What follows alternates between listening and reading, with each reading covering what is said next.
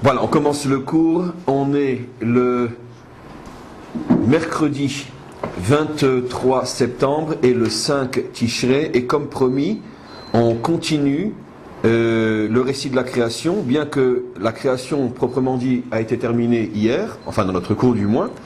Et aujourd'hui, on commence l'après-création qui tourne essentiellement autour de la faute de Adam Arishon. Alors, première mise en garde, il est absolument impossible, même si on décide de consacrer tous les jours pendant des semaines et des mois au sujet qu'on va commencer maintenant, d'ailleurs les sujets aussi qu'on a lus avant sur la création, il est absolument impossible de tout voir, car c'est la Torah, c'est infini, en particulier ces passages du début de la Torah qui traitent des notions les plus mystérieuses, les plus cachées, comme la création elle-même, ou comme la faute de Adam Arishon. Tout le monde imagine avec un minimum de bon sens et d'honnêteté qu'il s'agit de notions qui sont inépuisables. Et donc, bien évidemment, nous ne verrons, comme toujours nous le disons, la formule appropriée, même pas la goutte de l'océan. Et ce n'est pas, comme vous le savez, de l'humilité mal placée. C'est malheureusement, c'est encore plus vrai que la réalité vraie. Et donc, on ne va tirer que quelques notions. Mais j'essaye toujours, si vous voulez, de prendre les notions clés de manière à ce que celui qui, après, veut, grâce à ses cours, ouvrir d'autres portes, je pense qu'on lui fournit suffisamment de clés pour que le texte, aussi mystérieux soit-il, commence à être plus proche de nous. Alors, je vais juste faire un résumé très important pour introduire le cours d'aujourd'hui. Ce qu'on avait vu hier, enfin, le résumé du résumé, on avait remarqué que pour la première fois depuis le début du récit de la création, commence à apparaître le véritable nom divin, celui qui a 4 lettres, qu'on ne lit pas tel qu'il s'écrit, qu'on prononce Adonai et non selon l'écriture véritable. Et ces 4 lettres du nom divin donc apparaissaient dans les 2 derniers mots du 6e jour et les 2 premiers mots du 1er jour, dans les fameux débuts du Kiddush, Yom Hashishi Vayechulu Hashamayim. On a un Yud, on a un He, on a un Vav et on a encore une fois un He. On avait remarqué aussi que finalement, le mot qui suit après, c'est Vea Aretz, qui n'est pas inclus dans l'allusion au nom divin, et on avait expliqué pourquoi, parce que justement, comme on n'est pas encore au Shabbat de l'homme, on n'est pas encore au Shabbat réalisé par l'homme, par son travail, on n'est que au Shabbat de Dieu, ça veut dire aux forces que Dieu a mis dans son monde pour permettre le retour, automatiquement, on n'a que la potentialité du Shabbat, tel qu'il est encore dans le ciel, selon le langage biblique que tout le monde comprend, mais on n'a pas encore le nom divin sur terre, parce que c'est à l'homme de faire descendre le nom divin sur terre. Lorsque l'homme va faire lui-même Shabbat, avec tout ce que cela implique, à ce moment-là, il va faire descendre la notion du haut vers le bas, et cette explication était merveilleusement résumée dans la Torah, lorsque le récit de la création se termine par l'expression « Asher bara Elokim la'asot », Bara, comme je vous expliquais, c'est une création potentielle, alors que la Asot est une réalisation, une action réalisée, une action potentielle s'appelle Bria dans le langage de la Torah, une action réalisée s'appelle Asiya dans le langage de la Torah, et donc Asher Bara Elokim la Asot, Dieu a créé un monde potentiel, c'est-à-dire un monde qui reste dans le ciel, dans la théorie, il faut maintenant le faire descendre sur terre, le réaliser, c'est-à-dire donc faire descendre le nom divin du haut vers le bas. C'est pour ça que tout le récit de la création est sous, on peut dire le titre, Bereshit Bara Elokim, toute la création est une Bria et non une Asiya. Maintenant, on commence le cours d'aujourd'hui. Et les Toldot, Hashamayim ve'aresh.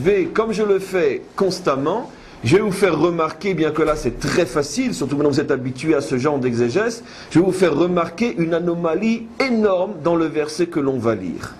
Et les Toldot, Hashamayim ve'aretz.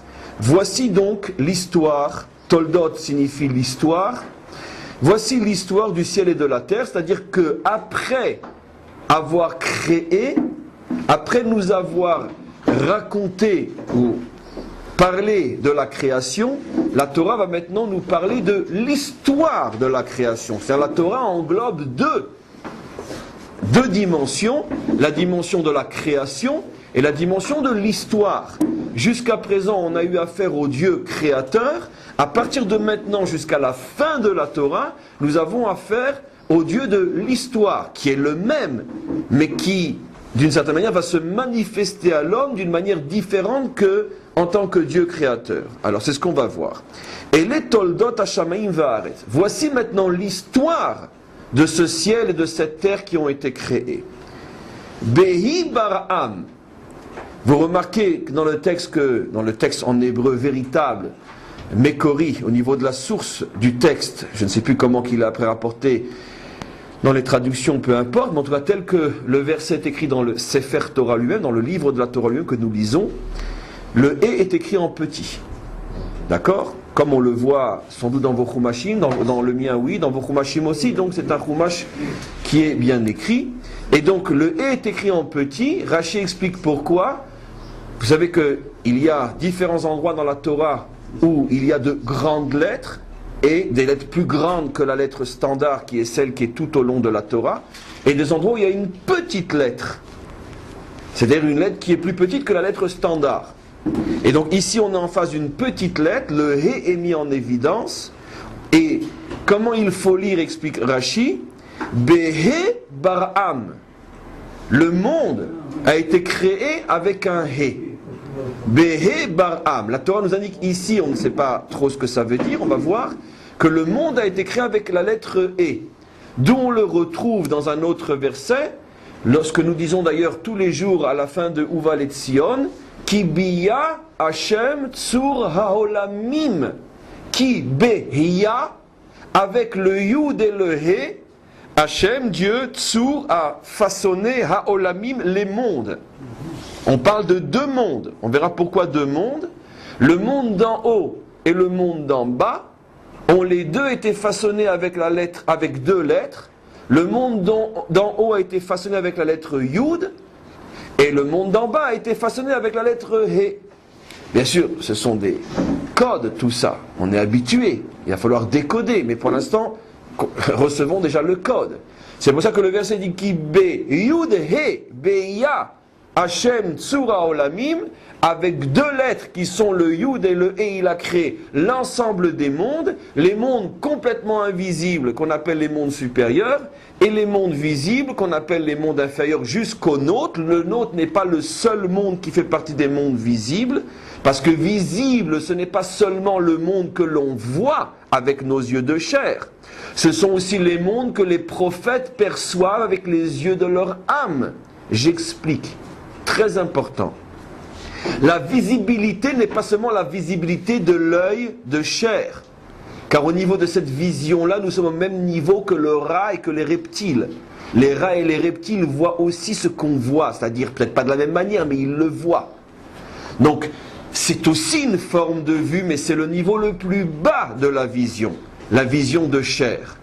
Il y a un autre, si vous pouvez voir ce qui se passe, pour pas que je sois dérangé, il y a un autre niveau de vision qui est aussi dans le monde du visible, puisque on peut le percevoir, c'est la vision des yeux de l'âme, celle des prophètes. Quand les prophètes disent « nous avons vu », ça veut dire donc qu'ils ont véritablement vu, mais ils n'ont pas vu avec leurs yeux de chair, ils ont vu ce qu'on appelle avec les yeux de l'âme, car l'âme est dotée de sens, exactement de la manière que le corps est doté de sens, puisque c'est le contraire qui est vrai. C'est parce que l'âme a des sens que le corps aussi a des sens, puisque le corps est le reflet de l'âme.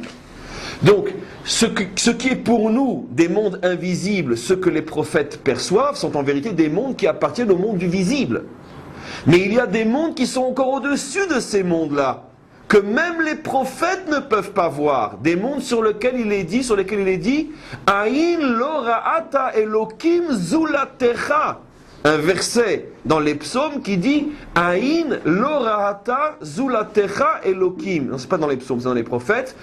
Aucun œil n'a vu à part toi, Dieu, ce que tu feras, ce que tu donneras, à la fin du verset, je dis directement en français, à ceux qui placent leur confiance en toi.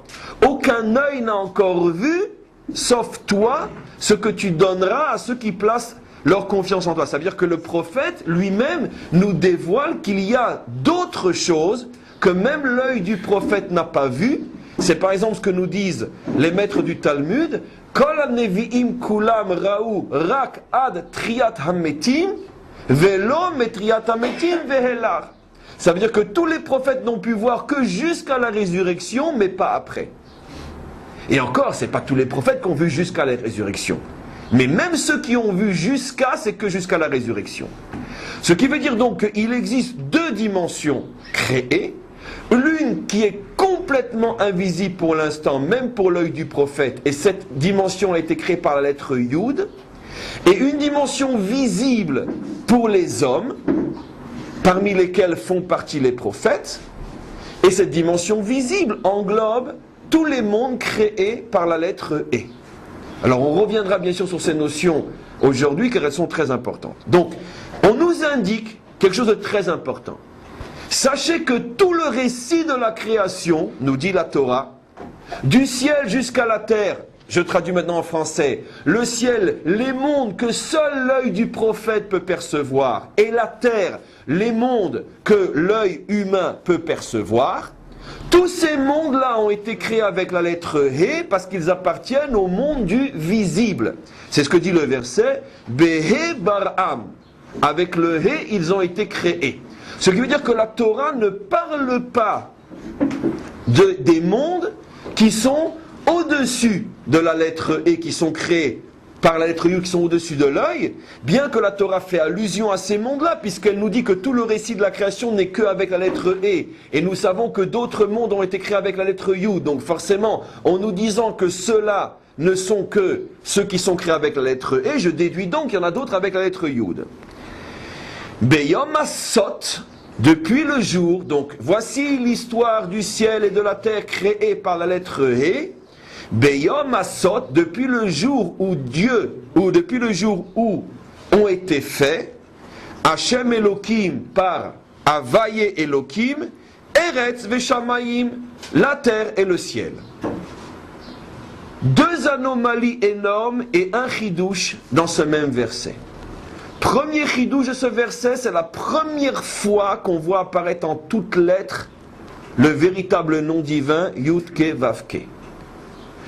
À la fin du récit de la création, il était apparu d'une manière allusive, deux dernières lettres du 6e jour, deux dernières lettres du premier jour, et ici, il apparaît d'une manière totale. Les quatre lettres sont réunies en un seul nom, pour nous donner, la première fois, on peut dire Mazel Tov, d'accord, joyeux anniversaire, le nom divin est né, il est né dans le verset 4 du 2e chapitre. Dans le verset 4 du 2e chapitre, apparaît le nom divin. Au moment où commence l'histoire de la création. C'est intéressant, le nom divin n'apparaît pas dans la création, il apparaît dans l'histoire. Quand je dis ça, ça vous fait penser à quoi? Le nom divin n'apparaît pas dans la création, il apparaît dans l'histoire. Ça vous fait penser à quoi? Ça vous fait penser au premier commandement qui dit Anochi Havaye Elokecha asher hotzeticha meretz Mitzrayim. Je suis Havaye, le fameux Havaye, ton Dieu qui t'est sorti d'Égypte. Et tous les commentaires demandent comment se fait-il que le premier commandement n'est pas je suis Havaye qui ait créé le ciel et la terre, puisque Dieu se présente pour la première fois aux hommes, ou du moins pour la première fois à un peuple. Apparemment, la carte d'identité de Dieu, c'est d'abord de se présenter comme étant le créateur. Alors que je suis celui qui t'est sorti d'Égypte, c'est plutôt le Dieu acteur dans l'histoire. Pourquoi c'est cette carte d'identité qu'il nous présente? Parce que c'est la seule en vérité. Nous ne sommes pas intéressés par le Dieu créateur, nous sommes intéressés par le Dieu acteur. Parce que du Dieu créateur, on peut aussi être un idolâtre. On peut très bien dire Dieu a créé le monde, mais maintenant dans l'histoire, il a placé des intermédiaires entre lui et nous. Il a joué son rôle de créateur, et puis après, il nous a délaissés entre les mains d'intermédiaires. C'est tout le fondement de l'idolâtrie. Non! Tu n'es pas seulement créateur, ce que même les idolâtres, les vrais, reconnaissent. Comme dit le Talmud, les vrais idolâtres savent qu'il y a une source unique qui a tout créé. Donc cette identité ne nous intéresse pas, car elle ne nous empêche pas d'être des idolâtres. Mais nous le reconnaissons essentiellement comme un Dieu acteur. Même après avoir créé, tu es le seul à agir. C'est pour ça que seulement au moment où commence Toldot, l'histoire du monde, on met le nom divin en toutes lettres. Donc, premier chidouche que je viens d'expliquer. Maintenant, deux anomalies. Dans le même verset, vous remarquez que... Non, trois anomalies, pardon, et un chidouche. Le chidouche vient de dire trois anomalies. Vous remarquez qu'au début du verset, on nous parle de l'histoire du ciel et de la terre. Shamaim ve'aretz. Et à la fin du même verset, il y a une inversion. Et on parle Eretz ve'shamaim. La terre et le ciel. Alors, il faudrait savoir, tu mets le ciel avant la terre ou tu mets la terre avant le ciel? Ça a été le sujet d'une très grande discussion pendant plus de 3 ans entre 2 grandes écoles des maîtres d'Israël, l'école de Shammai et l'école de Hillel, qui se sont posé la question pendant des années. Imaginez bien sûr que tout ça c'est des codes et il y a autre chose derrière. Qu'est-ce qui a été créé le premier, le ciel ou la terre? Les uns disaient le ciel, puisque le verset dit le ciel avant la terre, et les autres disaient la terre, puisque le verset dit la terre avant le ciel. Le problème, c'est que ces discussions, c'est une foutaise totale, puisque d'abord, le verset dit les deux. Donc c'est clair qu'il y a quelque chose qui se cache derrière. Ce qui se cache derrière, on verra peut-être, je ne sais pas, sans m'engager, mais ils ont discuté sur les profondeurs du secret qui est, on pourrait dire sous-entendu dans cette inversion voulue de la Torah qui dans un même verset commence à mettre le mot ciel avant la terre et dans le même verset le mot ciel, terre avant le ciel. Alors ça dépend d'où on regarde, peut-être, effectivement on commence à deviner. Donc première anomalie. Deuxième anomalie, tu me dis Be'ibarham que le ciel et la terre ont été créés avec le mot Bria. Et tout de suite après, tu me dis Beyom Asot. Tu me dis non, ils ont été créés avec le mot Asiya. Et il faudrait savoir, ils ont été créés avec Bria ou ils ont été créés avec Asiya. Ok? Pourquoi j'ai dit qu'il y avait 3 anomalies? Non, il n'y a que 2 anomalies, c'est ça. Donc première anomalie, donc comme j'avais dit au départ, 2 anomalies et un ridouche. Première anomalie, pourquoi cette inversion ciel-terre, terre-ciel? Et pourquoi une fois tu dis que c'est une Bria et une fois tu dis que c'est une Asiya? La réponse est encore plus simple que toutes les questions, surtout après 15 jours de cours. En vérité, il faut couper le verset en 2. Et vous allez voir que si on coupe le verset en 2, il n'y a plus de questions. C'est-à-dire qu'il n'y a plus maintenant que de l'explication. Voilà comment il faut lire. Et les toldot hashamaim va'aretz be'ibarham, point. Voici l'histoire de la Bria. Et là, quand c'est l'histoire de la Bria, c'est le ciel avant la terre. Au niveau de la Bria, le ciel est avant la terre. Deuxième partie du verset, Beyom asot Hashem Elokim eretz veshamaim. Quand il s'agit de la Asiya, la terre est avant le ciel. Vous aviez raison, sauf que, on le voit dans le verset, ça dépend de quel type de création on parle. Quand la création est définie par le mot Bria, dans la dimension Bria, le ciel est avant la terre, et quand la création est définie comme étant une Asiya, la terre est avant le ciel. Et on a donc la définition ici de ce qu'est une Bria. Est-ce que c'est une Asiya? La Bria est une dimension qui s'intéresse essentiellement à l'aspect spirituel, alors que la Asiya est une dimension qui s'intéresse essentiellement à l'aspect matériel. La Bria, qui elle est, on pourrait dire, l'œil du spirituel, qui elle s'intéresse essentiellement au spirituel, dit le mot ciel avant terre. C'est-à-dire que dans le verset qui parle de la Bria, le mot ciel est avant le mot terre. Et quand après on parle de Asiya, c'est le mot terre qui est avant le ciel. Je vais donner un exemple extrêmement simple dans la vie de tous les jours. Nous sommes tous des Ma'aminim, Bnei Ma'aminim, sans le moindre doute que toute la force d'Israël repose sur 2 forces essentielles qui sont ceux qui étudient la Torah et nos soldats. C'est clair.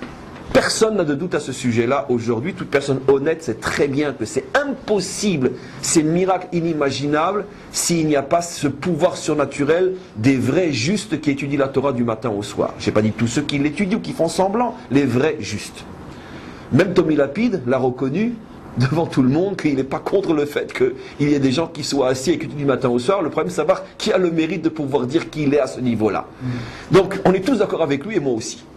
En tous les cas, le concept est un concept qui est vieux depuis les origines du peuple juif et qui était institué par David Améler comme une loi citée dans le Talmud, que le Talmud dit qu'au moment où les armées de David sortaient en guerre, à ce moment-là, une partie d'Israël rentrait à la yeshiva et étudiait jour et nuit la Torah jusqu'à ce que les soldats reviennent sains et saufs. Donc ce sont ces deux forces qui sont le garant de notre survie. Maintenant, selon que je suis moi-même un être plus spirituel ou plus matériel, laquelle des deux forces me paraît l'essentiel? C'est clair que celui qui a un ophi, une nature très spirituelle, va dire « Nous devons nos victoires à ceux qui étudient la Torah et à ceux qui se battent. » Et celui qui est plus matériel, il n'y a rien de péjoratif à ce que je dis Khalila, va dire « Nous devons nos victoires à ceux qui se battent et à ceux qui étudient. » En vérité, ce sont deux dimensions qui parlent de la même chose et qui ont toutes les deux raison parce que chacun parle le langage de son tempérament. Et celui qui a été créé pour être plus proche de la terre va voir d'abord l'utilité terrestre, et celui qui a été créé pour voir surtout les choses spirituelles va voir d'abord l'utilité spirituelle. Donc les deux ont raison, parce que les deux expriment ce qu'ils comprennent et ce qu'ils voient selon les structures mentales et psychologiques qui sont les leurs. Et véritablement, les deux ont raison. C'est pour ça qu'il n'y a aucune querelle possible. C'est stupide. Ça dépend, comme vous l'avez dit, selon quel angle tu te places. Et donc c'est exactement ce que nous dit la Torah ici. C'est-à-dire donc qu'en vérité que le monde a été créé selon le principe d'une double vision des valeurs.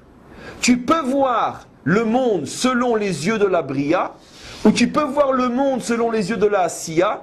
Ce n'est pas toi qui choisis tes yeux, parce que chacun d'entre nous est créé soit avec une âme qui est plus une âme de Bria, soit avec une âme qui est plus une âme de Asiya. Il est clair. Je veux dire, je peux me citer un exemple parce que c'est évident. Un homme comme moi a plus une âme de Bria, et c'est clair qu'un soldat ou un officier dans notre armée a plus une âme de Asiya. C'est évident. Je suis un homme d'études, il est un homme de combat.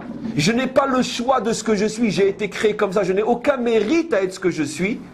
Il n'a lui-même aucun mérite à être ce qu'il est parce qu'il ne fait que remplir la mission qu'on lui a confiée, moi la mienne et lui la sienne. Je l'aime plus que moi-même et il doit m'aimer plus que lui-même parce que je ne peux pas vivre sans lui, il ne peut pas vivre sans moi. À nous deux, on forme le peuple juif.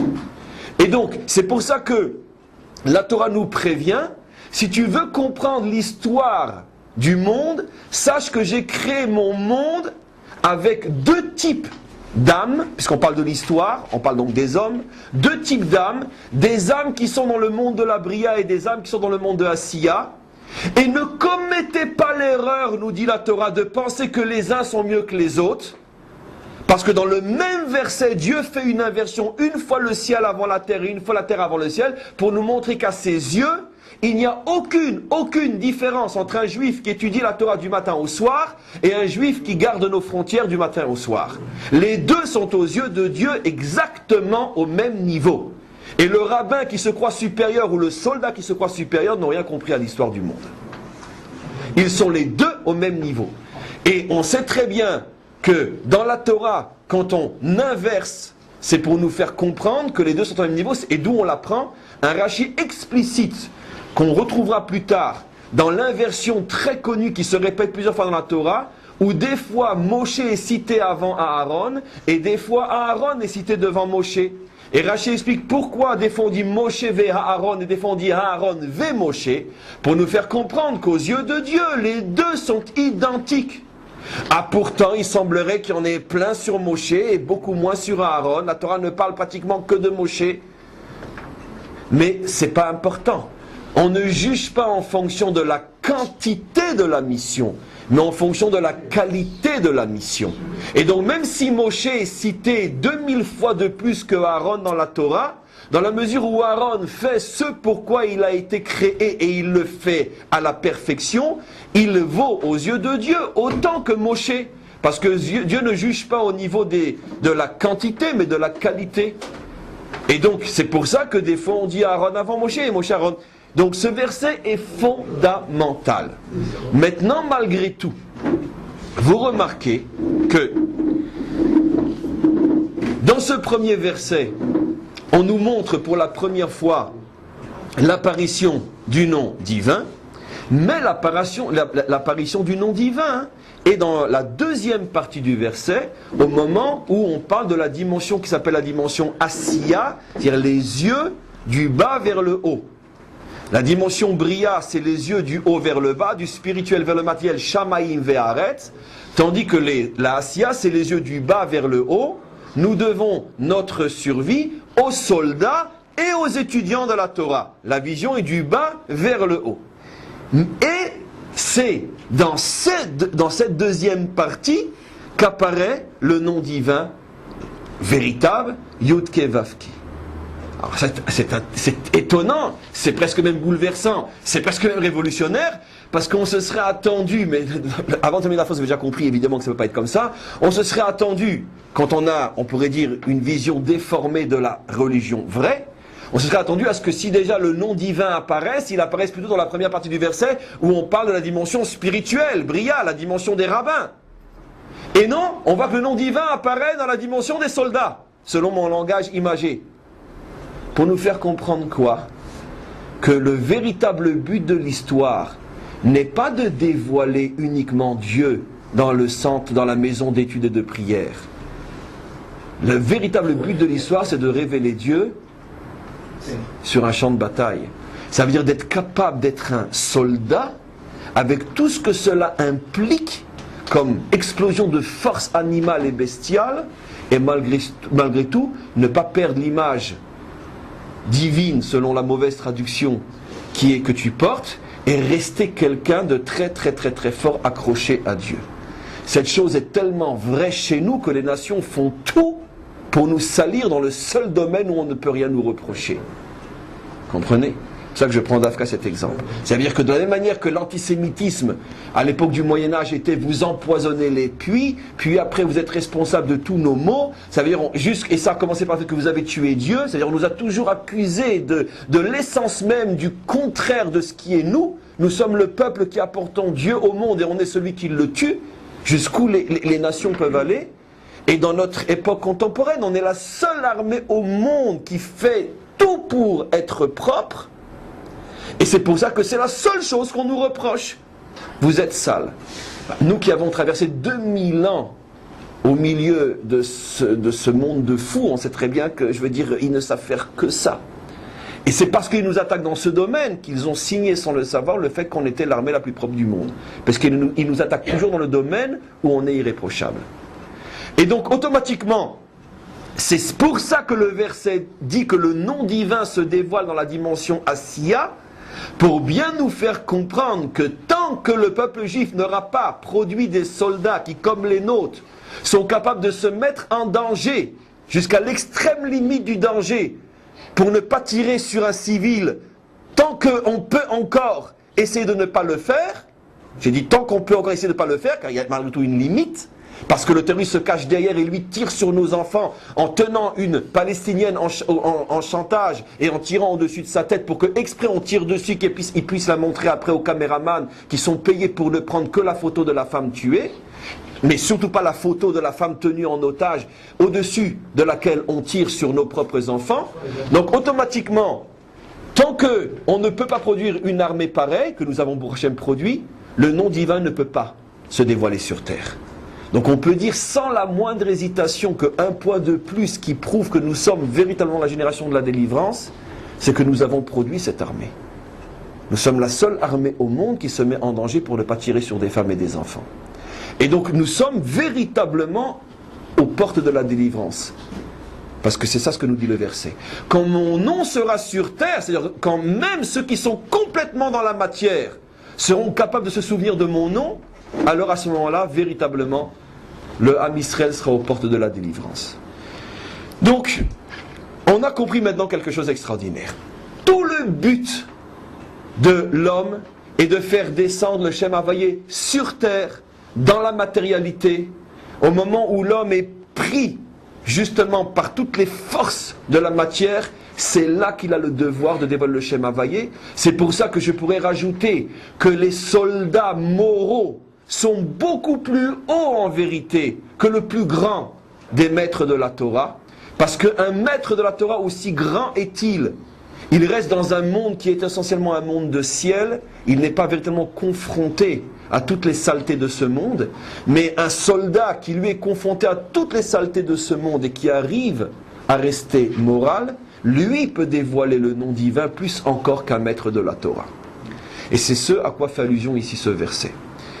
Et donc, maintenant, je vais malheureusement volontairement sauter énormément de passages. Je vous ai prévenu que ça déchire le cœur, mais on ne peut pas faire autrement. Et on va arriver à l'essentiel qui est la création de l'homme et de la femme, puisque je veux surtout essayer de voir la faute. Et je vous avais fait remarquer, on va le revoir, que l'homme avait été créé avec les 4 éléments. Je vais faire le résumé oral sans les versets. Vous pourrez le voir vous-même, c'est tous les versets qui suivent ce que je vais résumer. L'homme a été créé à partir de l'eau, de la terre, du souffle et du feu. Mais l'homme n'a trouvé sa perfection que le jour où il a trouvé sa femme, qui est la dimension feu. L'homme a été créé à partir de la terre, Adama. À partir de l'eau, Ve'ed ya'ale min ha'adama ve'ishka et kol pene Adama. Une colonne d'eau montait et a abreuvé toute la terre, comme pour former le corps comme une terre glaise. Donc on a l'élément terre, on a l'élément eau. On a l'élément souffle, Vayipar be'apav nishmat chayim, il a soufflé en lui une âme de vie. Il nous manque l'élément feu. L'élément feu, on va l'avoir avec la création de la femme. Et on va relire ce verset-là. On est dans le verset 23 du 2e chapitre. Vayomer à Adam, Zot apa'am. Et l'homme dit, pour l'instant il est toujours Adam, à présent, Etsem me'atsamai, c'est l'essence de mon essence, je traduis volontairement comme ça et pas l'os de mon os. Ubasa mifsari, la chair de ma chair. Les ot yikare isha, et c'est elle qu'on appelle Isha. C'est quoi le mot Isha? C'est quoi la racine du mot Isha? Feu. Esh, bien sûr. Isha, c'est feu. Donc en vérité, femme veut dire feu. Son feu. Et je l'appellerai Isha, mon feu, ou le feu. Ça veut dire, on pourrait dire le feu personnalisé, sa flamme, tout c'est bien. Mais ce que je veux vous faire remarquer, c'est qu'à la fin du mot Esh, il y a le mot He, il y a la lettre He. N'oublions pas que, je vous ai dit qu'on reviendra là-dessus, que le monde, ou plutôt l'histoire du monde, c'est l'histoire du monde créée par la lettre He. Et donc, qu'est-ce que veut dire Isha? Esh, He. C'est la dimension Esh de la création. He étant la lettre de la création, rappelons-nous qu'on a expliqué Be'ibar'am, que tout a été créé avec le He.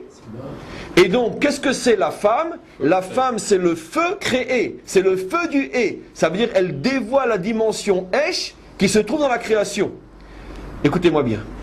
Le monde entier, toute la création, avant que n'apparaisse la dimension féminine, incarnée dans un corps, le monde entier n'avait été créé pratiquement qu'avec 3 éléments. On pourrait dire actifs. Un élément passif qui est le Esh, car il y a forcément le Esh dans chaque chose, c'est-à-dire, prenons l'exemple, il y a le solide, le liquide, le gaz, l'énergie. L'énergie c'est le Esh, l'énergie est forcément partout puisqu'elle remplit l'atome, donc elle remplit la matière. Mais la dimension Esh était complètement voilée et n'était véritablement visible que les 3 premières dimensions jusqu'à ce qu'apparaisse la femme. D'où je le sais, le monde, écoutez-moi bien, un des grands secrets de la Kabbalah, le monde a été créé avec la Amira, Vayomer, Vayomer, Vayomer. La racine du mot Vayomer, c'est Amar. Amar, c'est les 3 premières lettres de quoi? Esh, Mem, Esh, Ruach. Esh, Mem, Ruach. Qu'est-ce qu'on voit de là? Les 3 éléments qui sont l'énergie. Non, l'énergie est Esh, sauf le Afar. Il manque la terre, bien sûr. C'est ce que je suis en train d'expliquer. Donc les 3 éléments de la création, c'est quoi? C'est Esh, Amar, Mem, Maïm, Resh, Ruach. Ce sont les 3 énergies créatrices, parce qu'effectivement, ce sont des énergies créatrices. La terre est une énergie, on pourrait dire de certaine manière, c'est domème, c'est passif. D'accord? Mais la terre est le lieu du dévoilement. C'est-à-dire que sur terre va se dévoiler toutes les énergies créatrices. Et la femme, elle, il y a différentes, on pourrait dire différents aspects de la création qui vont dévoiler différents aspects d'énergie. La femme a pour but de dévoiler l'énergie la plus haute, la première, la plus élevée, la plus cachée, qui est le Aleph de Amar. D'autres éléments après vont dévoiler, par exemple, qui va dévoiler le même, qui va dévoiler le Resh, c'est facile à comprendre. Le même va être dévoilé par l'eau elle-même. Cette énergie qui est appelée même dans le mot Amar va s'incarner dans tout ce qui est haut en bas. Le rouar va se dévoiler dans le rouar lui-même. Mais ce qui est intéressant, c'est que l'élément Esh ne se dévoile pas, on pourrait dire, dans un élément lui-même, il se dévoile uniquement dans la femme. D'où je le sais. Parce que écoutez-moi bien, c'est un peu complexe. Le mot rouar apparaît dans le récit de la création. Verouar Elohim. Donc le Resh, qui est l'énergie du rouar, a trouvé son incarnation dans le rouar.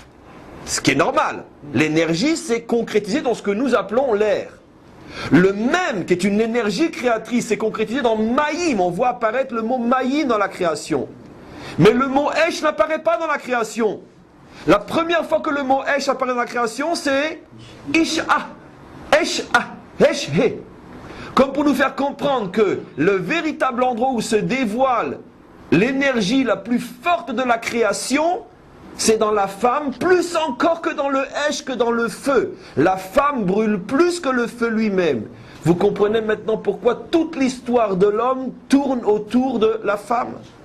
Et pourquoi le récit de la création, le récit de la première fois tourne autour de la femme? Parce qu'il y a des énergies dans la femme inimaginables. Lorsque Dieu a voulu incarner l'énergie de l'eau, il l'a mis dans la matière, Maïm. Lorsque Dieu a voulu incarner l'énergie du rouar, il l'a mis dans la matière, le souffle, le rouar, l'air qu'on respire. Mais lorsque Dieu a voulu incarner l'énergie du Esh, il ne l'a pas mis essentiellement dans ce que nous appelons le feu Esh, qui a la première lettre Esh. Il se trouve là aussi. Mais là où se trouve véritablement le Esh créateur, c'est la femme. Et elle porte en elle l'énergie la plus forte au niveau des énergies créatrices. Vous comprenez maintenant pourquoi la femme est la matrice créatrice. D'où elle a la force de créer? Parce qu'elle contient l'énergie la plus forte des trois énergies créatrices. Et vous comprenez maintenant pourquoi tout le monde court après la femme. Pourquoi? Parce que tout le monde est attiré par une source d'énergie inimaginable. Et pourquoi dans le bien les femmes sont porteuses de la délivrance d'Israël? Parce que toutes les énergies de la délivrance se trouvent chez la femme juive. Chez les animaux. Comment? Chez les femelles. Oui, c'est pas pareil, j'ai déjà expliqué. Je suis presque honte de la différence, c'est évident. L'homme ne court pas après la femme uniquement pour s'unir et procréer. L'homme véritable court après la femme pour vivre avec, car l'otov veyot adam levado. Un lion peut vivre sans femelle, un lion ne sent pas que sa femelle le complète et qu'il n'est pas lion sans elle. Un homme véritable sait, comme Rabbi Akiva l'a dit à ses 24 000 élèves, chez lachem ve sheli shelai. Ce que vous êtes, ce que je suis, c'est elle. Ce n'est qu'un homme qui peut dire ça. Ce n'est qu'un homme qui peut chanter Shetraïl à sa femme. Ce n'est pas seulement... Alors effectivement, vous avez 100% raison qu'un homme peut courir après la femme comme un lion après la lionne. C'est pour ça qu'à ce moment-là, il devient un lion et n'est plus un homme. Mais la manière dont l'homme court après la femme n'est pas seulement une manière animale. Ça veut dire qu'il court après elle parce qu'il a besoin de se compléter dans le sens le plus noble du terme. Voilà, se ressourcer, se compléter, c'est tout ce que vous voulez. Donc on pourrait dire c'est un besoin qui dépasse complètement le besoin physique et le besoin de survie de l'espèce, etc.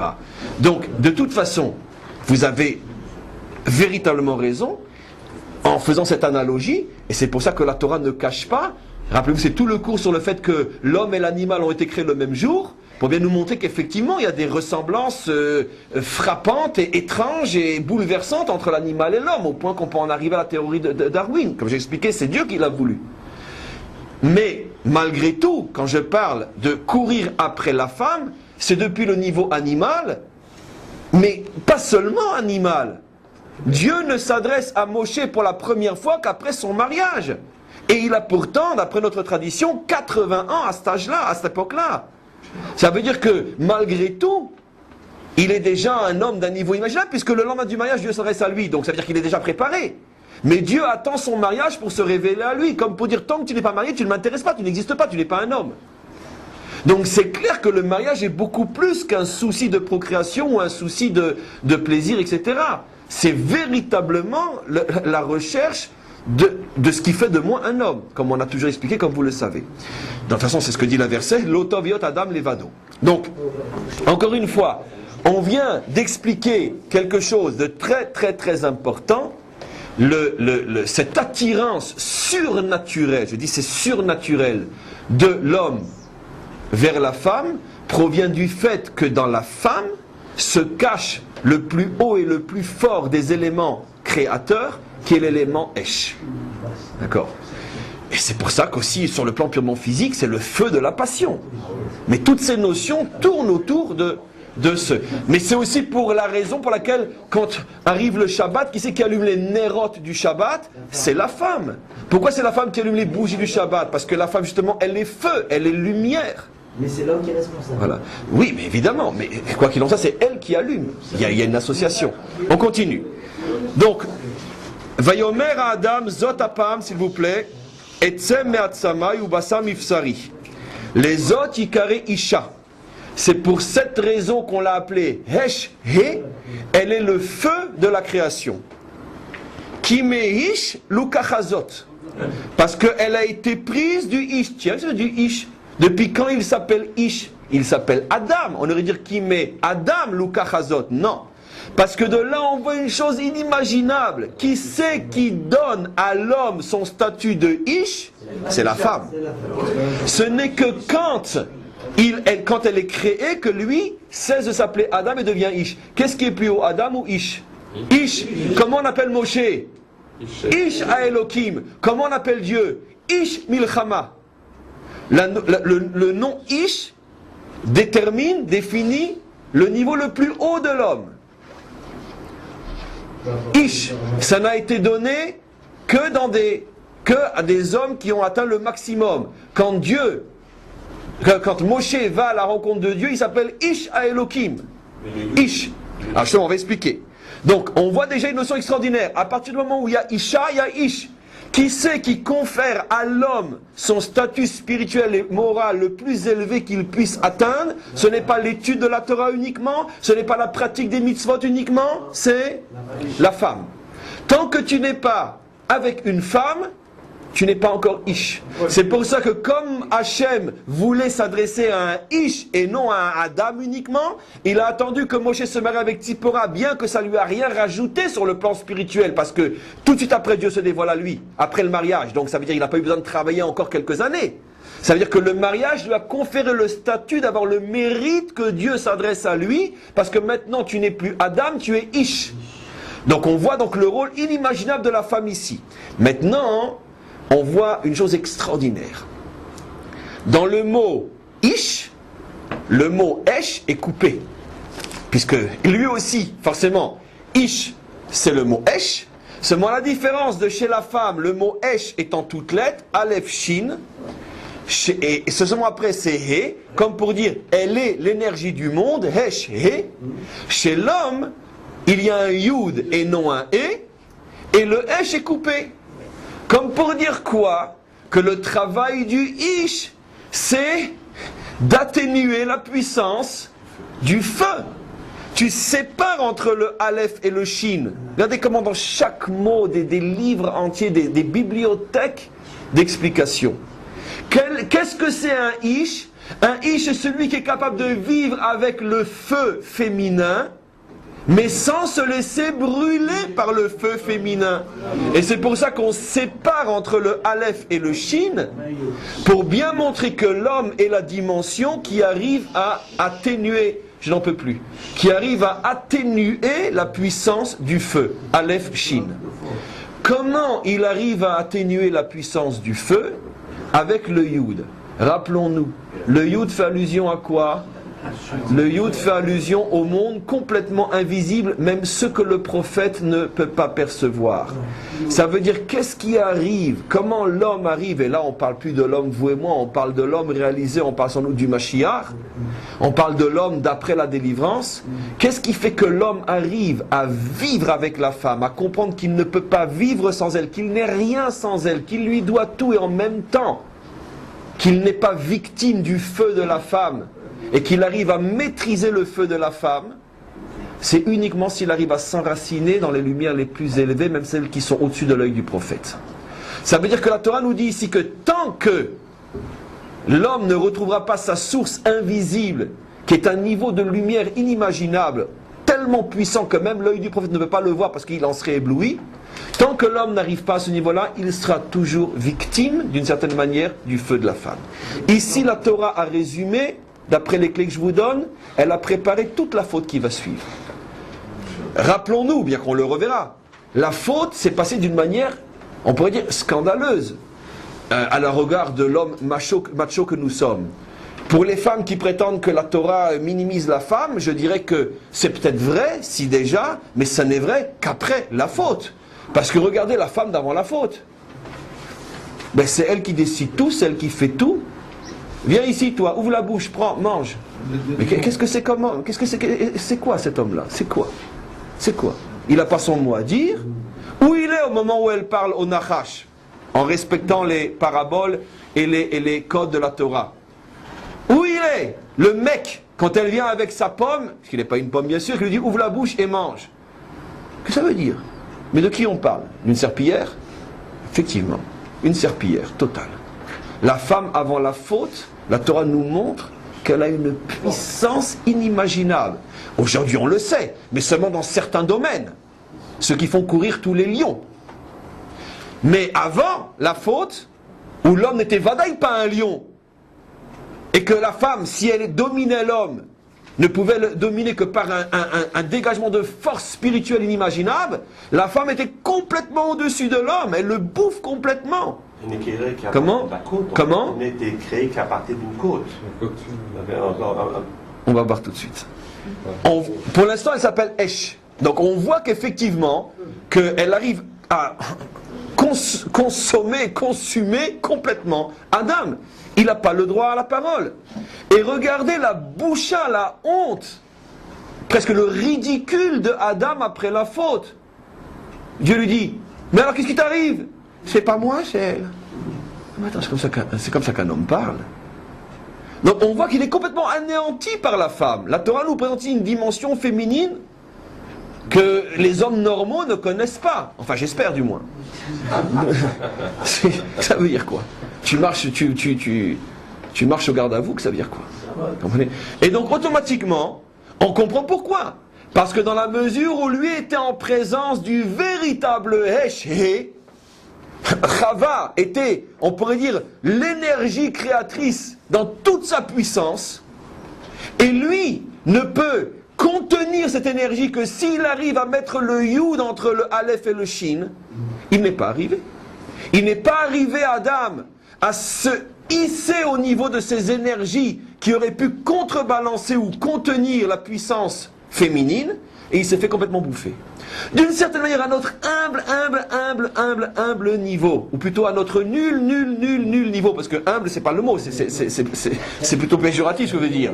À notre nul niveau, qu'est-ce qui fait qu'un homme grossier, vulgaire, craque devant une femme qui lui est interdite bien sûr, qu'est-ce qu'il fait? Parce qu'il est complètement déconnecté d'un minimum d'élévation morale et spirituelle. Ça veut dire quoi? C'est-à-dire, mais comment tu peux craquer pour 5 minutes? C'est nul, ça n'a aucun sens, c'est vulgaire, c'est stupide, c'est sale. Comment on peut faire attirer par des bêtises pareilles? Vous savez, le minimum d'élévation morale et spirituelle, mais tu cracherais dessus et tu continuerais ta route. Il n'y a aucune attirance dans l'interdit. Pourquoi? Pour 5 minutes? Et donc automatiquement ça prouve que tu n'as aucune élévation, tu es complètement en bas. Alors nous on n'est pas heureusement en présence d'une chava, parce qu'on se ferait tous bouffer. Mais on est en présence du rétrécissement des milliards de fois de la chava des départs. Et malgré tout, on voit que la plupart des hommes craquent devant cette nullité. Pourquoi? Parce que eux sont encore plus nuls que cette nullité. Et donc automatiquement, ils n'ont rien du Yud en eux. Ils sont cool au Esh et le feu aspire le feu. On sait quand on met deux feux l'un à côté de l'autre, le grand feu aspire le petit feu. Et donc la femme bouffe les hommes qui n'ont plus aucun contact avec le Yud. Mais dès qu'un homme, et nous tous, Baruch Hashem, avons un minimum de Yud en nous, même si on n'a que le milliardième du Yud, la femme qui est en face de nous n'a aussi que le milliardième du feu. Et donc notre milliardième de Yud est suffisant pour contenir le milliardième de feu. Mais Adam, lui, était en présence du feu féminin dans toute sa puissance, et il n'a pas tenu. Et il a explosé. Et c'est pour ça que c'est toute l'histoire de la faute va être en vérité la manipulation de Chava avec une force inimaginable. Bien sûr, il faudra comprendre comment se fait-il qu'on appelle ça la faute de Adam. Bien qu'on a déjà compris pourquoi. Parce que pourquoi c'est la faute de Adam? Si tu avais été un homme, ça ne serait pas arrivé. Donc la Torah ne va pas regarder la faute au niveau de l'acteur, mais au niveau du responsable de l'acte. C'est vrai que c'est la femme qui fait tout du début jusqu'à la fin, mais d'un autre côté, qui est responsable? Qui a manqué à son devoir? Qui n'a pas été à la hauteur de ce pourquoi il avait été créé? C'est l'homme. C'est le Hé. Comment? La femme a été créée avec le Hé. Mais lui avec le Yud. Oui, mais il y a quand même Hachem donc qui a créé la femme et qui a créé ce pouvoir. Alors ça on va voir, ça c'est tout le problème de la faute qu'on va voir, on n'a pas encore vu. Mais je ne peux pas tout expliquer aujourd'hui. J'ai encore beaucoup de choses à expliquer aujourd'hui pour préparer encore plus le cours de demain. Mais globalement, puisque bon, on surfe entre aujourd'hui et demain, globalement on comprend que finalement la faute d'Adam Arishon, c'est qu'il n'a pas été à la hauteur d'un feu qu'il a complètement dévoré, on l'expliquera mieux demain. On a expliqué que ce feu, c'est parce que justement la femme a été comme ça, comme vous dites clairement. D'un autre côté, j'ai répondu, mais si elle est Esh et lui aussi il est Ish Yud, avec un Yud qui peut écarter les deux lettres de manière à atténuer la puissance du feu, et sa faute à lui, c'est pour ça que ça deviendra la faute de Adam et non la faute de Chava, c'est qu'il n'a pas été à la hauteur. Donnons un exemple extrêmement simple dans la vie de tous les jours. D'accord ? Dans n'importe quelle communauté où il y a un responsable, si la communauté, donc le groupe humain dont je suis responsable, se révolte, fait des bêtises, casse tout, peu importe, et met le feu, etc. Et le vrai grand responsable, c'est qui? C'est celui qui est chargé de veiller à ceux qui sont sous ses ordres.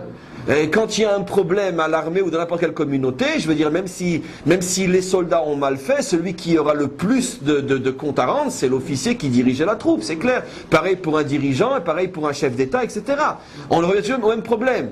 Maintenant, le chef d'État dit, c'était plus fort que moi, et ma vie était en danger, ils ont voulu ma peau, ils sont montés sur les barricades, ils ont voulu me guillotiner. Mais c'est d'air, mais une chose est sûre, tu n'es pas un dirigeant. Parce que tout ce que tu dis est vrai.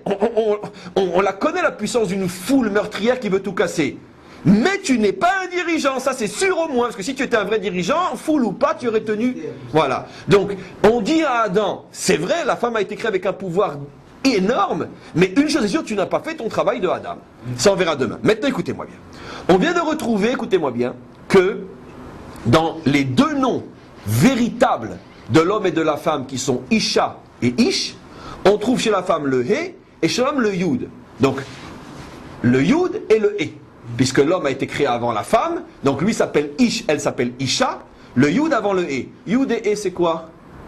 C'est les deux premières lettres du nom divin. C'est les deux premières lettres, Yud et He, du nom divin. C'est les deux premières lettres qu'on voit apparaître dans le Yom HaShishi. Yom HaShishi, on voit apparaître Yud et He. Pourquoi? Qui c'est qui a été créé Yom HaShishi? L'homme et la femme. Donc automatiquement, l'homme et la femme sont créés en Mashishi, et on voit apparaître Yud He, le Yud de l'homme et le He. Ça veut dire que l'homme et la femme portent en eux la moitié du nom divin. Mais le problème, c'est que Dieu a créé volontairement l'homme et la femme d'une manière, on pourrait dire, non parfaite, avec un manque. Il leur manque la moitié du nom divin.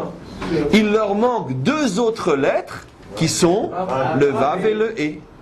Et maintenant vous allez comprendre, c'est ça le secret qui est dit un peu plus loin. L'air de rien, on est en train de toucher des notions qui sont l'essence même des plus grands secrets de la Torah. Je le dis à ma manière et j'atténue au maximum pour qu'on ne sache pas trop jusqu'où ça va. Et regardez ce que dit le verset.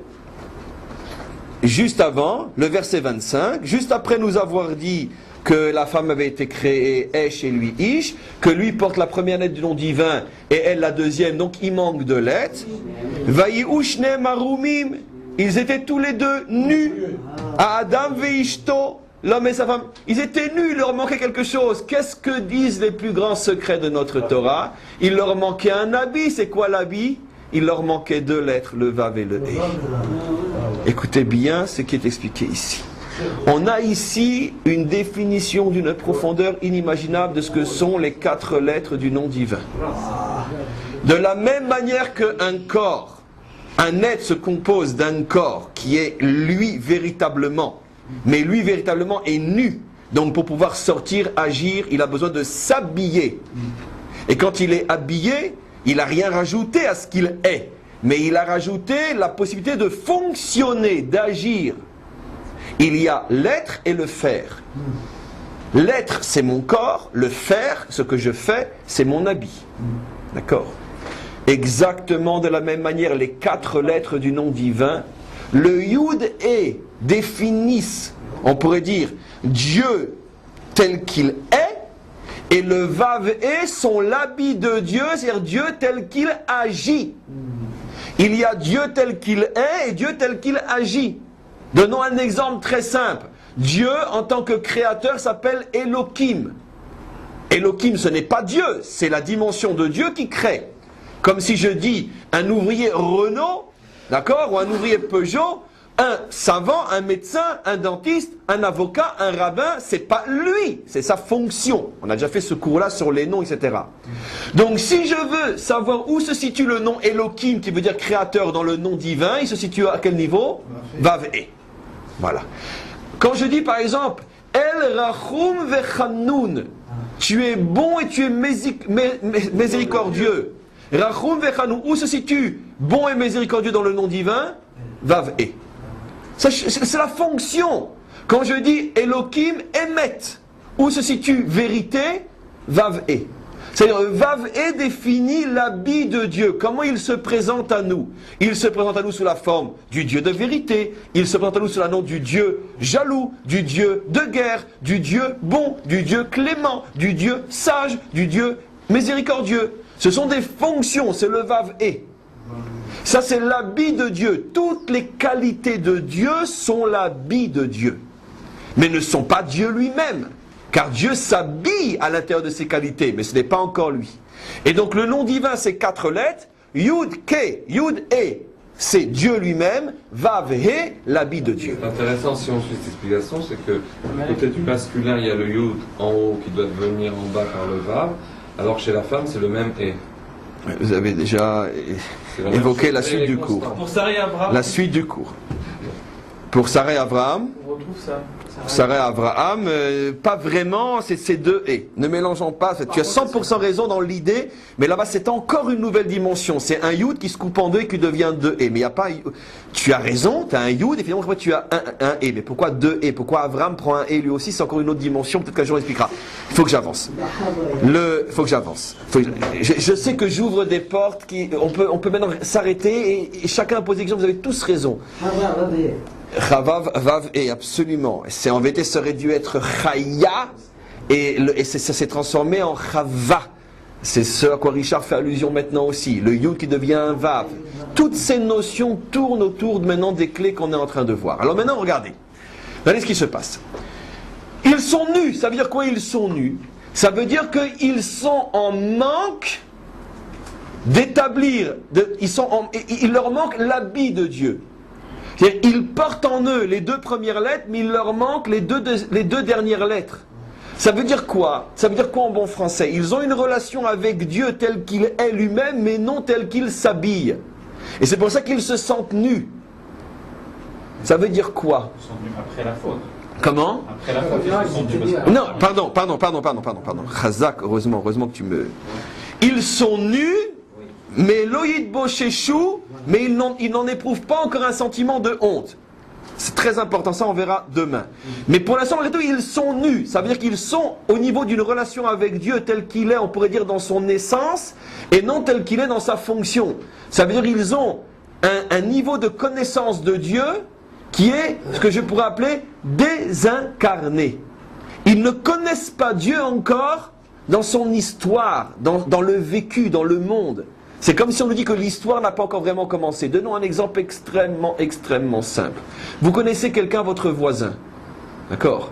Vous dites bonjour dans les escaliers, tout ça, vous lui parlez un petit peu. Avec les années, vous connaissez un petit peu mieux, vous connaissez sa femme, ses enfants, etc. etc. Mais lui est un grand avocat, ou un grand rabbin, ou un grand ingénieur, ou un grand officier, peu importe. Ça veut dire que l'essentiel de ce qu'il fait, vous ne le savez pas du tout. C'est-à-dire vous avez une relation très désincarnée par rapport à lui. Vous ne connaissez rien. Pourquoi vous ne connaissez rien ? Parce que tant que vous ne l'aurez pas vu briller dans sa fonction, je parle quelqu'un qui a vraiment une fonction qui fait de lui véritablement un homme brillant, tant que vous ne l'aurez pas vu briller dans sa fonction, finalement vous ne connaissez que très peu. C'est exactement ce genre de relation que Adam et Chava avaient avec Dieu.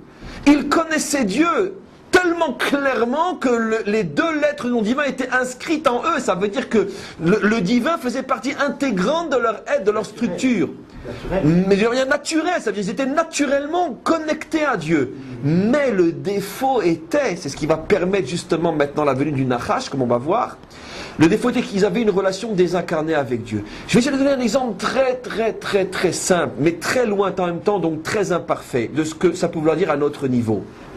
Voilà, on étudie, là maintenant dans ce cours, on voit des notions, je pense, extrêmement profondes, mais dans une demi-heure, chacun d'entre nous va qu'à ses occupations, la plupart d'entre nous vont être confrontés à des soucis très terre à terre, et on sait tout ce qui va nous arriver dans une demi-heure.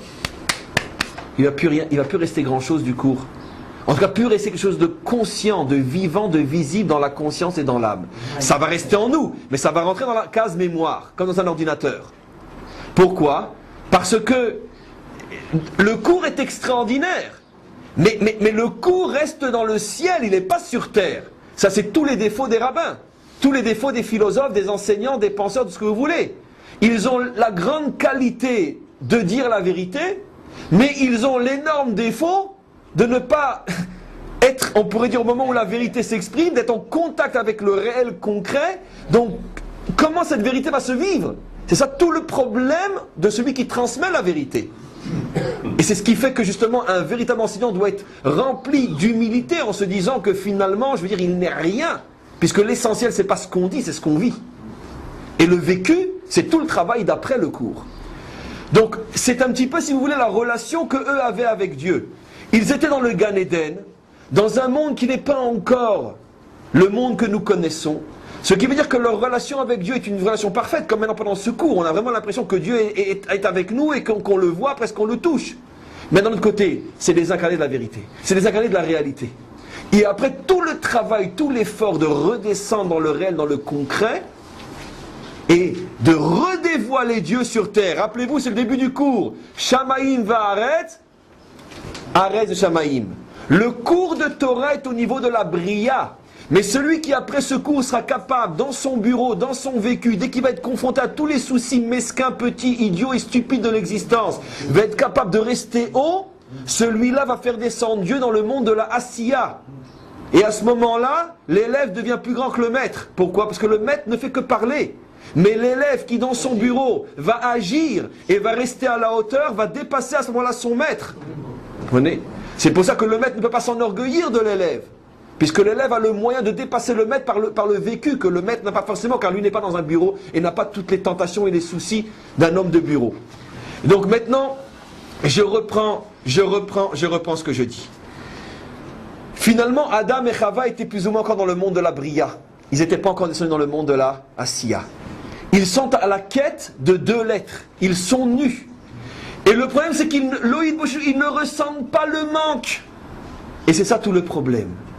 Je vais donner un exemple très simple, mais ô combien vrai, de ce à quoi ressemblent Adam et Chava avant la faute. Ils sont nus, ils n'ont pas honte. Eh bien, je reprends l'exemple du maître qui enseigne. Sous prétexte qu'il comprend et dit des choses vraies, il se prend pour le meilleur des hommes. Et il ne ressent même pas les manques inimaginables qui l'habitent. Le fait de ne pas pouvoir être confronté réellement à la réalité vraie le prive d'une dimension qu'il n'imagine même pas à quel point il est en manque. c'est le regard, on pourrait dire, pédant, orgueilleux de tous ceux qui ont le savoir et qui regardent ceux qui sont dans le monde quotidien comme des viles créatures qui sont loin de la vérité. C'est ce qui fait que, d'une certaine manière, le maître pourrait tomber dans la pédance, dire moi je suis au-dessus de tous. Mais tu ne te rends même pas compte à quel point tu n'as rien avec ta vérité tant que tu n'as pas le vécu encore. Et donc ça c'est le niveau de Adam et Chava avant la faute. Ils sont dans le Gan Eden, ils sont au niveau d'une perception du divin très très forte qui est inscrite dans leur propre nature, mais finalement ils sont nus. Il leur manque la dimension de l'histoire, la dimension du vécu, la dimension du concret. Comme des anges. Ils sont comme des anges si vous voulez. Et la Torah est en train de nous préparer à la faute. Voilà pourquoi il y a eu la faute. Parce que l'Oïd Bosheshu, parce qu'ils n'ont pas ressenti les manques, ils sont tombés dans une forme de pédance et d'orgueil. C'est-à-dire oui, le Gan Eden c'est le maximum. Il ne nous manque rien. Comme on dit, on est au paradis. Mais le paradis était un piège. Car tant que tu n'as pas fait descendre Dieu sur terre, c'est tant que tu ne t'es pas confronté à la réalité vraie, tu n'as aucune certitude que ta relation à Dieu est parfaite. Elle est théorique, mais elle n'est pas encore telle que Dieu le veut. Dieu veut que Eretz Veshamaim, que la terre soit avant le ciel, pas que le ciel soit avant la terre. C'est pour ça que la perfection, la seule et unique façon qu'on a de cette perfection-là, elle porte un nom, un personnage dans notre Torah, c'est comment ça s'appelle ? David. David est la perfection absolue, on pourrait dire du théoricien qui devient un praticien.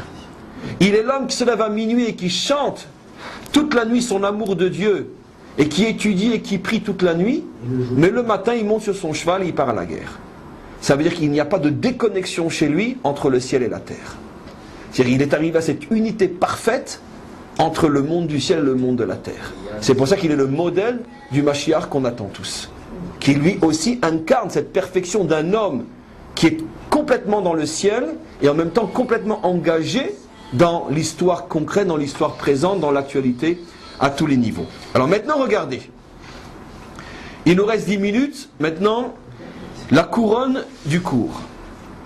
Où se trouve le Vav et He qui manque tant à Adam et Chava, ou au Ish ve'Aisha? On va dire que le Vav, ça doit être Sachem, et le He, ça doit être Adam. C'est vrai aussi. Bon ordre. C'est vrai. Dans la Kabbalah, c'est explicitement dit comme ça. Mais explicite que le Vav est le Etz HaChaim et le He est le Etz HaDa'at.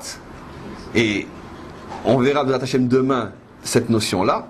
Mais ça, c'est déjà des notions de Kabbalah, car on ne le voit pas dans le texte. Et ce que j'essaye de faire avec vous depuis pratiquement 15 jours, c'est vous montrer que les notions les plus profondes de la Kabbalah sont inscrites dans la Torah écrite elle-même. Regardez dans la Torah écrite. On reprend, bien sûr, on reprend le verset qui parle de leur nudité. Vehiyu shnehem arumim. Ils étaient tous les deux nus. À Adam veishto, l'homme et sa femme. Velo yitbosheshu. C'est intéressant. Ici, on ne nous dit pas Ish veishto. On nous dit Adam veishto. Mais tu viens de dire qu'il s'appelle Ish maintenant qu'il a une femme. Autre allusion à la préparation de la faute. Il n'est pas arrivé à être un Ish. Il n'est pas arrivé à atténuer le feu. Au moment où se présente la faute, il est Adam, il n'est pas Ish. Il a un feu devant lui, il se fait complètement écraser, il n'arrive pas à reprendre le dessus. C'est pour ça que la Torah nous a dit que la femme, quand elle est créée, lui s'appelle Ish, mais dans le verset qui introduit la faute, il ne s'appelle plus Ish, il s'appelle Adam. Et regardez maintenant, écoutez-moi bien, ne passez pas à côté. Vehanachash ayarum. Le serpent, lui aussi, était nu. Et comment il introduit le mot et le serpent? Vav he, le vav et le he.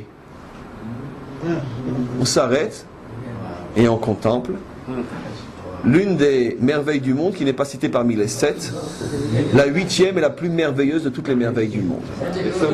Vehanachash. Rien que si on s'arrête maintenant, qu'on donne comme exercice, réfléchissez à ce que cela veut dire, je vous garantis que 1000 milliards d'années-lumière de vie ne suffisent pas pour comprendre qu'est-ce que le Vav et le He fichent ici. Et en plus, il est nu lui aussi. Les 2 dernières lettres du nom divin se trouvent chez le serpent. Et pourquoi il est nu lui aussi? Parce qu'il lui en manque combien? Il lui en manque 2 lui aussi. Chacun est nu de la moitié du nom divin. Adam et Chava sont nus des 2 dernières lettres du nom divin. Le Nachash est nu des 2 premières lettres du nom divin. Et donc, forcément, ils vont se rencontrer pourquoi? Parce que le Nachash, il veut récupérer les 2 lettres qui lui manquent. Avec tout ce que ça sous-entend qu'on va expliquer. En vérité, peut-être que la perfection, ça serait les 3 ensemble, ou les 2 ensemble. C'est peut-être pour ça que le mot Nachash a la même valeur numérique que le mot Mashiach, le Messie. C'est peut-être pour ça que le mot Nachash a la même valeur numérique que le mot Mashiach. Comme pour nous dire que si tu arrives à t'unir au bon Nachash, c'est-à-dire au Mashiach, alors il n'y a plus de problème. Tout va bien. Et de là, vous avez l'équation, vous le mathématicien, comment on peut arriver à 3 égale 4? Comment on peut arriver à 3 égale 4? Ou plutôt 2 plus 1 égale 4. 2 plus 1 égale 4, c'est-à-dire Adam et Chava qui ont chacun 2 lettres, plus 1 le Nachash qui lui a 2 lettres, 2 plus 1 égale 4. Donc vous avez maintenant compris comment on peut arriver à 2 plus 1 égale 4. Mais seulement, allez, on redevient sérieux, mais seulement, pour que 2 plus 1 égale 4, c'est-à-dire que pour que Adam et Chava puissent s'unir au Nachash sans la destruction terrible qui nous a coûté 6500 ans d'histoire catastrophique, 6500 ans, 6760 et quelques, etc., pour éviter cette catastrophe-là, 5760, donc pour éviter cette catastrophe-là, il aurait fallu d'abord préparer le Nachash à cette union, c'est-à-dire le transformer en ce qu'il est profondément, ce sera tout le cours de demain, le Mashiach. Mais comme la rencontre entre Chava et le Nachash s'est fait entre Chava et le Nachash et non entre Chava et le Mashiach, qu'est-ce qui s'est passé? Finalement, au lieu d'associer les 4 lettres et de retrouver le vrai nom divin, c'est lui qui a piqué les 2 lettres. Donc je vous explique maintenant le code. Je vous parle du code, je n'ai pas encore expliqué, je n'ai pas encore décodé. J'explique donc ce qui s'est passé. La Torah, au niveau du code, la Torah met en présent 3 êtres, 3 créatures. 2 qui ont les 2 premières lettres du nom divin et qui sont nus des 2 dernières. 1 qui a les 2 dernières lettres du nom divin et qui est nu des 2 premières. La Torah va nous parler d'une rencontre. Pourquoi il y a une rencontre? Chacun va vers son complément. Chacun va vers celui qui a ce qu'il lui manque. Pourquoi l'homme va vers la femme? Parce qu'il a besoin d'elle. Pourquoi elle va vers lui? Parce qu'elle a besoin de lui.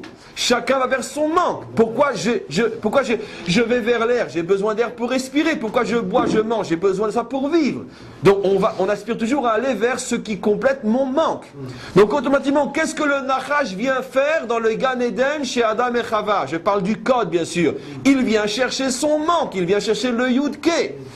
Et pourquoi Chava ne le fait pas déguerpir? Puisqu'elle est si forte, si puissante, pourquoi elle n'ouvre pas sa bouche et qu'elle lui dégage de là? Pourquoi? Parce qu'elle voit en lui. Est-ce que, je parle toujours du code, est-ce que lui va lui faire croire, ah tu veux mes 2 lettres, mange de ça, tu vas les recevoir. C'est toute l'histoire codée, j'ai rien décodé encore. Mange de ça, mais je suis prêt à te donner mes 2 lettres. Dis-nous rien, je suis prêt à me transformer en Mashiach. Tu veux les 2 lettres grâce auxquelles le monde sera délivré ou le monde sera parachevé? Parce que les 2 lettres de la délivrance dépendent du Vav et du He. Ce sont les 2 lettres de la délivrance, le Vav et le He. Parce que ensemble, le Vav et le He forment la valeur numérique 11. Et le 11 fait allusion à la 11e sphira qui est le Keter, la royauté, la couronne. Et nous savons que le monde avant la délivrance ressemble à une royauté sans couronne. Malchuta belotaga. Tu veux la couronne? Tu veux le Vav et le He, Gematria 11? Mais il mange de ça. Il n'y a pas de problème, tu auras. Mais ce qu'elle ne savait pas, c'est que si elle mange, c'est le contraire qui va se passer. Elle va perdre le He et le Yud. Comment? C'est le cours de demain. Et donc, automatiquement, on comprend maintenant tout l'enjeu de cette rencontre, tout le but de cette rencontre. Lui, il vient seul, bien sûr, parce que oui, on verra demain pourquoi elle est seule. Mais ce qui est extraordinaire, parce qu'il s'arrête à l'élément fort. Il sait très bien que, de toute façon, maintenant j'ai tout compris. S'il avait fait tomber Adam, et qu'Adam serait venu, il aurait dit, et tu veux manger? Il aurait pris le 2 claques et il serait reparti mourir tout seul. Donc automatiquement, il est très intelligent. Il sait très bien qu'il doit essayer de convaincre l'aimant fort. Et c'est exactement ce que dit Rashi. Rashi dit qu'il s'est attaqué à la femme parce qu'il savait qu'elle est forte pour convaincre son mari. Les fatot et ba'ala. Donc automatiquement tout est clair. Comprenez? Donc il n'a aucun intérêt à aller chez l'homme. Il va chez elle. Et tout son plan a réussi. Il lui a dit quelque chose qui est arrivé à la convaincre qu'en mangeant, elle allait récupérer le vav et le hé. Et en vérité, c'est exactement le contraire qui s'est passé. Elle a perdu le yud et le vav. Et c'est la raison pour laquelle tout de suite après la faute, lui ne s'appelle plus que Adam. Et elle ne s'appellera plus Isha, elle va s'appeler Hava. Pourquoi Hava? Qui c'est qu'a dit tout à l'heure, dans Hava il y a le vav et, pour bien nous faire comprendre, qui c'est qui va appeler la femme Hava, alors qu'en vérité ça aurait dû être Haya, puisque Vehi Aïta M Kol Hay. Donc Haya, celle qui donne la vie. Hava est un nom inventé par toi, ça n'existe pas. Il n'y a pas de forme, il n'y a pas de racine grammaticale pour Hava, c'est une invention de la Torah. Normalement c'est Haya, celle qui donne la vie. Comment s'appelle une sage-femme en hébreu? Une Haya, celle qui donne la vie. Donc, une matrice qui donne la vie ou celle qui permet à la vie de sortir s'appelle une Haya. Pourquoi Hava? Parce que Adam lui a dit, ma chérie, à cause de toi on a perdu le vav et le hé. Alors maintenant il faut les récupérer. Hava. Comment? Non. On a perdu le vav et le hé. Ça veut dire que le vrai problème c'est que toi tu pensais récupérer le vav et le hé. Et maintenant le vav et le hé sont complètement perdus. On ne peut plus le récupérer. C'est-à-dire que le vrai problème maintenant c'est la recherche du vav et du hé. Maintenant, regardez. Regardez. Et on n'a pas perdu le yud et le hé? On l'a perdu, il est chez le Nachash. Mais ce que je vais expliquer, c'est que le travail de l'homme et de la femme était de prendre le vav et le hé. Et maintenant, le vav et le hé sont complètement perdus. Et donc, parce que ce que j'expliquerai demain, c'est qu'en récupérant le yud et le hé, maintenant, la récupération du vav hé est doublement compliquée. Parce que non seulement ils étaient déjà chez le Nachash, mais en plus, le peu qu'on avait, qui est le yud et le hé, se trouve chez lui aussi. Alors, je vais terminer le cours dans 30 secondes. J'ouvre juste une lucarne, que peut-être on verra demain. N'oublions pas que tout le problème de Amalek, c'est de couper entre le yud et le hé, le vav et le hé.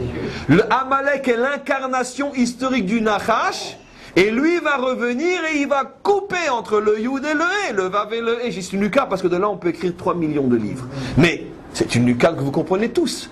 Pourquoi Amalek? Parce qu'Amalek c'est le Nachash. Il va falloir, j'arrête ici, je résume. Tout le cours de demain sera sur le point de départ d'aujourd'hui. Il va falloir comprendre que signifie maintenant au niveau du décodage le fait que le Vav He se trouvait chez le Nachash. Première question. Deuxième question au niveau du décodage. Que signifie que le Nachash a privé Adam et Chava de son Yud He? Et c'est pour ça qu'il ne s'appelle plus après la faute Ish ve Isha, mais Adam ve Chava. Elle ne s'appelle plus Isha mais Chava. Donc on a pu Ish ve Isha Yud He qui ont disparu de la scène depuis la faute, mais on a Adam, ça veut dire que tu n'es qu'un Adam, tu n'as pas été foutu d'être un Ish, et toi tu n'es plus Isha, tu t'es fait piquer ton He, mais tu es Chava. C'est Adam te dit, maintenant tout notre problème à toi et moi c'est de récupérer le Vav He. Et ça va être drôlement difficile puisqu'on n'a même plus le Yud He. Et donc, qu'est-ce que ça veut dire au niveau du décodage? Que maintenant, non seulement le Nachash a le Vav He, mais il a le Yud He. Ça veut dire que, qu'est-ce que ça veut dire? Que finalement tout le nom divin se trouve chez le Nachash. Il avait déjà 2 lettres, maintenant il a toutes les lettres. Et dernière question, qu'est-ce que ça veut dire que le Nachash est censé devenir le Mashiach? Ça veut dire que le pire ennemi du genre humain est censé devenir son sauveur.